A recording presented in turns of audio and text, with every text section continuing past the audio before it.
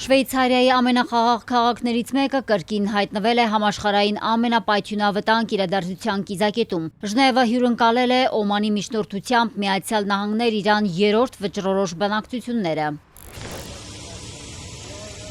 Իրանի պատվիրակությունը ներկայացրել է արտգործնախարար Աբբաս Արաղչիին ամերիկյան կողմը Միացյալ Նահանգների նախագահի հատուկ բանագնացներ Սթիվ Ուիթքոֆն ու Ջարեդ Քուշները։ Իրանի գլխավոր դիվանագետ Օմանի միջնորդությամբ ամերիկյան կողմին է փոխանցել միջուկային ծրագրի հավանական կարգավորման ու պատժամիջոցների չեղարկման վերաբերյալ Թեհրանի առաջարկը։ Օմանի արտգործնախարարը նշել է, որ կողմերը աննախադեպ բաց էին նոր գաղափարներին ու լուծումներին, ինչը լավ միջավայր է առաջընթացի ու համաձայնության համար։ Թեհրանը վստահեցնում է, եթե երկկողմ քաղաքական կամք լինի, գործարքը հնարավոր է կնքել կարճ ժամկետում։ Թեպետ օրակարգում միջուկային ծրագիրն է, նահանգներն Իրանից պահանջում է նաև բալիստիկ հրթիռների ծրագրի չեղարկում եւ տարածաշրջանում իրանական պրոքսի խմբավորումների հովանավորության դադարեցում։ Ուրանի հարստացումը կարմիր գիծ է Վաշինգտոնի համար։ Միացյալ Նահանգների պետքարտուղարը չի հավատում Իրանի խաղաղ նպատակներին։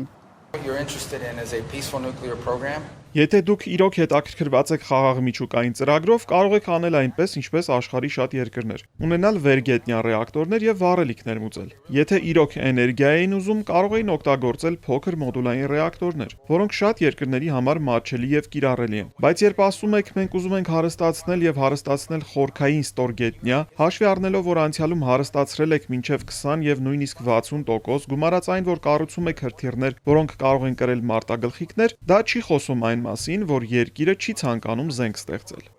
Իրանը ցանկանում է վերականգնել միջուկային ծրագիրը, որը ոչնչացվել է 2025-ին։ Իրանը մեծ սպառնալիք է Միացյալ Նահանգների համար, ասել է Ռուբիոն։ Նրանք փորձում են ստեղծել միջմայրցամաքային բալիստիկ հրթիռներ, մեծացնում իրենց ունեցած հրթիռների հեռահարությունը։ Ակնհայտորեն նրանք ամեն ինչ անում են, որ մի օր կարողանան մշակել Միացյալ Նահանգների մայրցամաքին հասնող զենքեր։ Նրանք արդեն իսկ ունեն Եվրոպայի մեծ մասին հասնող զենքեր։ Հեռահարությունը շարունակում է աճել ամեն տարի։ Ինձ համար զարմանալի է, որ մի երկիր, որը բախվում է պատժամիջոցների, որի տնտեսությունը քայքայվում է, որի ժողովուրդը տառապում է, ինչ որ կերպ գումար է հայթայթում ամեն տարի ավելի ու ավելի հզոր հրթիռների մեջ ներդրումներ կատարելու համար։ Սա անկայուն սպառնալիք է։ Իրանի միջուկային ծրագիրը բացառում է նաև Միացյալ Նահանգների փոխնախագահը, թեպետ նման փորձեր անելու փաստեր կան։ Մեր սկզբունքը շատ պարզ է։ Իրանը չի կարող միջուկային զենք ունենալ։ Եթե փորձեն վերականգնել միջուկային զենքը, դա մեզ համար խնդիրներ կառաջացնի։ Մենք փաստեր ունենք, որ նրանք փորձեր արել են, ուստի նախագահը բանակցողներին ուղարկել է խնդիրը լուծելու համար։ Նախագահը բազմիցս ասել է, որ ցանկանում է հարցը լուծել դիվանագիտական ճանապարհով, բայց իհարկե նա ունի նաև այլ տարբերակներ։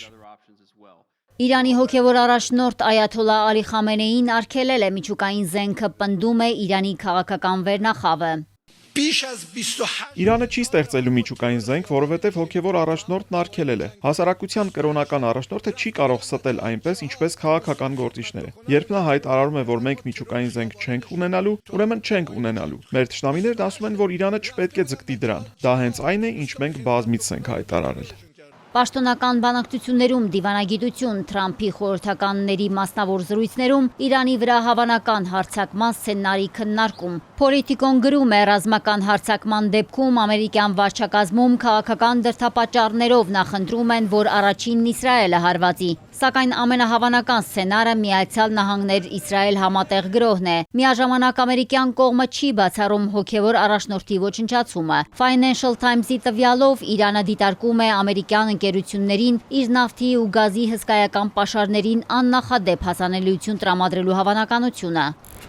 Իրանը հրապարակել է Նոթամ հրամանագիր, որով հայտարարվում է, որ Ադրբեջանի հետ սահմանի մոտ անօդաչու թռչող սարքերը կօգտագործվեն գետնից մինչև 3300 մետր բարձրության վրա։ Այս ծանուցումը նշանակում է, որ Իրանի օդային տարածքը Ադրբեջանի հետ սահմանի երկայնքով ամբողջ ծովային գոտում փակ է բոլոր թռիչքների համար։